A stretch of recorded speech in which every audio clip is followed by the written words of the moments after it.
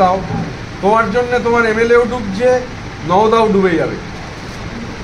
সাত্তারপুর high স্কুলের booth 0%, BLA 2কে খুঁজে পাওয়া যাচ্ছে না।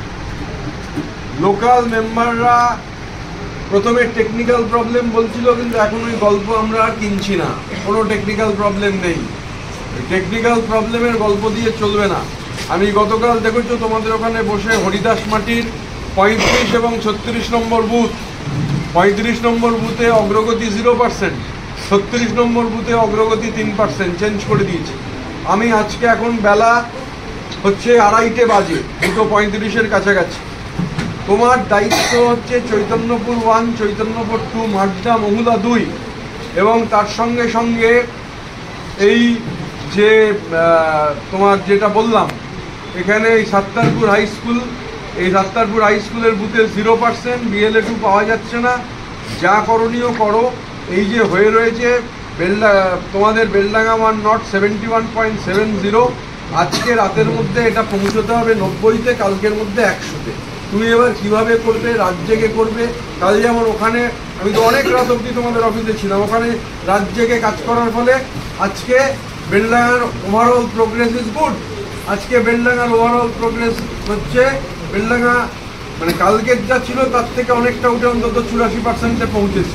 এটা কালকের মধ্যে 100-তে পৌঁছতে হবে। তুমি কিন্তু এটা করো, নাহলে আমায় কিন্তু ওপরে রিপোর্ট করতে হবে।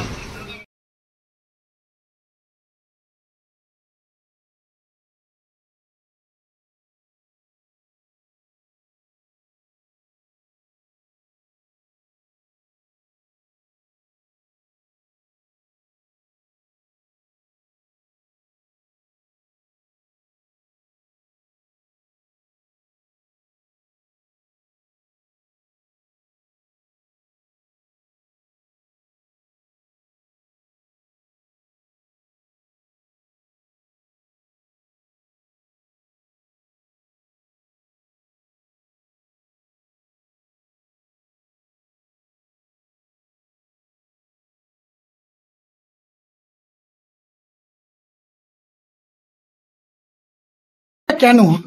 দেখুন, মুর্শিদাবাদ সাংগঠনিক মানে মুর্শিদাবাদের দুটো তো পার্ট, মানে 22টা অ্যাসেম্বলির 9টা একদিকে, 13টা আরেকদিকে। মুর্শিদাবাদের দলের মধ্যে কোথাও একটা ঘোট পেকেছে। এই আন্দাজ কলকাতার ওয়ার রুমে বসেই টের পেয়েছিলেন তৃণমূলের সর্বভারতীয় সাধারণ সম্পাদক অভিষেক বন্দ্যোপাধ্যায়।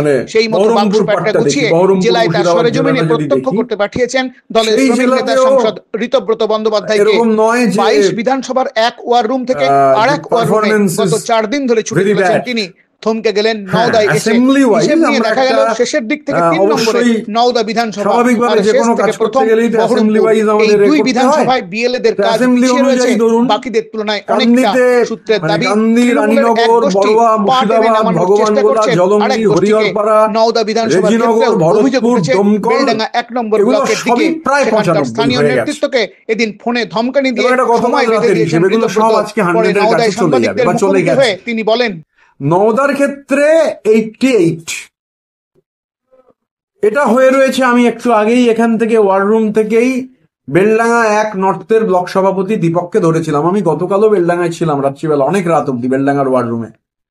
সেখানেও আমি দীপককে বলেছি যে কাজটা স্যাটিসফ্যাক্টরি হচ্ছে না। ও কথা দিয়েছে যে আজকে রাতের মধ্যে তুলে দেবে। আমি রাত 1টায় ওকে বলেও দিয়েছি আমি 1টায় ফোন করবো, কারণ আমার কাছে এই তথ্য আজকে রাতে চলে আসবে। আমি রাত 1টায় ফোন করবো, হাবিবকেও রাত 1টায় ফোন করবো।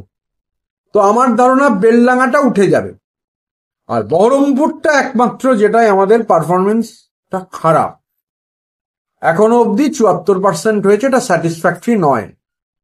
তো আমরা স্বাভাবিকভাবেই, আমি জেলার সভাপতিকে বলেছি বিষয়টা কালকে রাতেই, আমি নিজেও ব্যক্তিগতভাবে ইনভলভ হবো, কারণ গোটাটা যেহেতু বাকিটা দেখুন, আমি বাকিটা নিয়ে আমি নওদাও, এটা ঠিক যে এখন 88 আছে, কিন্তু আমার ধারণা আজকে রাত্রে যখন রিপোর্ট পাবো এটা 94-95 অব্দি চলে যাওয়ার সম্ভাবনা আছে।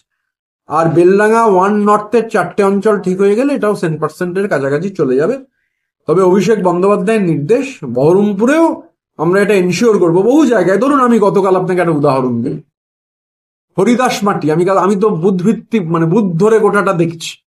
হরিদাস মাটির 35 এবং 36 নম্বর বুথে দিদির দুধ অ্যাপে 35 নম্বর বুথে 0 ছিল, 36 নম্বর বুথে ছিল 3। আমি পরিষ্কার বলেছি এটা 2 দিনের মধ্যে যদি ঠিক না হয় তার দায় ব্লক সভাপতিকে নিতে হবে। একটা না, আমি আপনাকে বলি হাতিনগর 15%। এগুলো অভিষেক বন্দ্যোপাধ্যায় যে কথাটা বলেছেন, এই যে যুদ্ধ, বাংলার যুদ্ধ, এই যুদ্ধে যারা থাকবেন না তারা থাকবেন না, তাদের ছুটি হয়ে যাবে। এই যুদ্ধে কোনো সৈনিক থাকবেন না আর তিনি কন্টিনিউ করে যাবেন, এটা হবে না।